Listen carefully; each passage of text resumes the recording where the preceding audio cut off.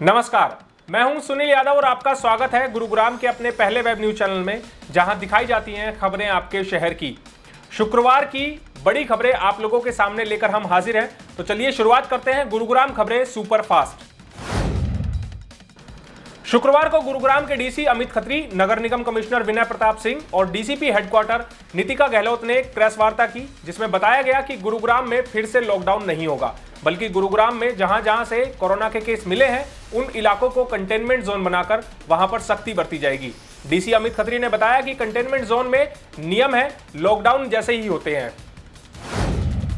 तो lockdown was change to unlock 1 up to 30th June, परंतु जो कंटेनमेंट जोन्स हैं उनमें certainly lockdown is in place. Essential services ही वहाँ पे अलाउड होती हैं। तो मैं आपको अगेन कहना चाहूँगी, कंटेनमेंट जोन्स पे सर्टेनली इन्फोर्समेंट का फोकस रहेगा।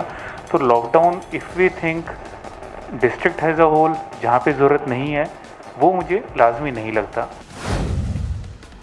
डीसी अमित खत्री ने जानकारी दी है कि कंटेनमेंट जोन के नियम बदल गए हैं, जिनके अनुसार अब सिर्फ एक घर को कंटेनमेंट जोन बनाया जा सकता है या एक गली या फिर एक सोसाइटी के किसी टावर को कंटेनमेंट में तब्दील किया जा सकता है।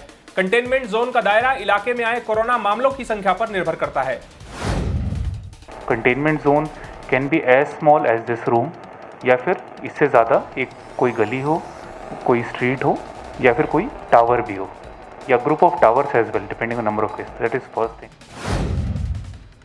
नए नियमों के अनुसार अब कंटेनमेंट जोन कोरोना पॉजिटिव आने के 28 दिनों तक ही रहेगा। 42 डेज का भी रूल नहीं है, 28 days from date of declaration of positive case है।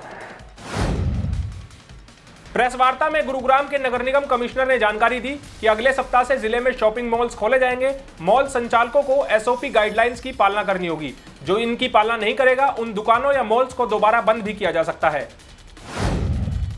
अब निर्णय ये लिया गया है कि जो स्टैंडर्ड ऑपरेटिंग प्रोसीजर मॉल्स को खुलने के लिए केंद्र सरकार के द्वारा लागू किए गए हैं, उन स्टैंडर्ड ऑपरेटिंग प्रोसीजर्स के अनुसार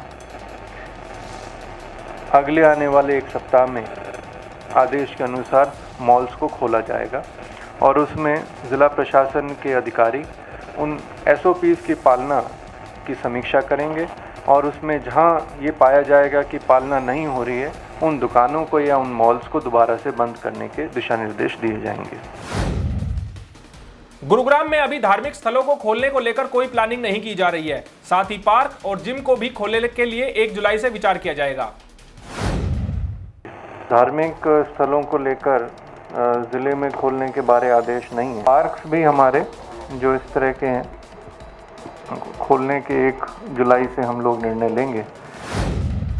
हरियाणा सरकार ने निजी अस्पतालों में कोरोना के इलाज के लिए रेट तय कर दिए हैं। इन रेट से ज्यादा चार्ज करने वाले अस्पतालों पर कार्रवाई की जाएगी। इसकी जानकारी भी प्रेस कॉन्फ्रेंस में नगर निगम कमिश्नर ने दी। 8,000 से लेके 10,000 तक आइसोलेशन बेड, जिसमें बेड साइड ऑक्सीजन की सुविधा मुहैया होगी।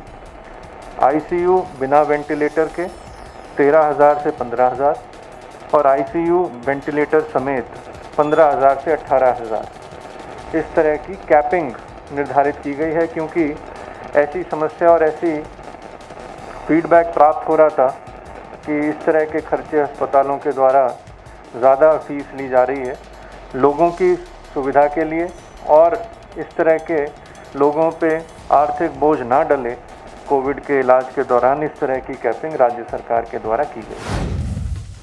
डीसीपी हेडक्वार्टर नीतिका गहलोत ने बताया कि गुरुग्राम में अब तक 67 पुलिसकर्मी कोरोना पॉजिटिव पाए गए हैं, जिनमें से सिर्फ 8 पुलिसकर्मी कोरोना एक्टिव हैं, बाकी सभी ठीक हो चुके हैं। इनके लिए मानेसर पुलिस लाइन में अलग से आइसोलेशन सेंटर भी बनाया गया है।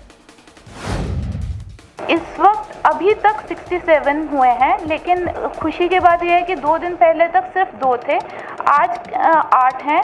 और इसके संदर्भ में मैं आपको बता दूं कि पुलिसकर्मियों के लिए हमने एक अलग से क्वारंटीन सेंटर डीसी सर से डेडिकेटेड क्वारंटीन सेंटर मानेसर में रखवाया हुआ है।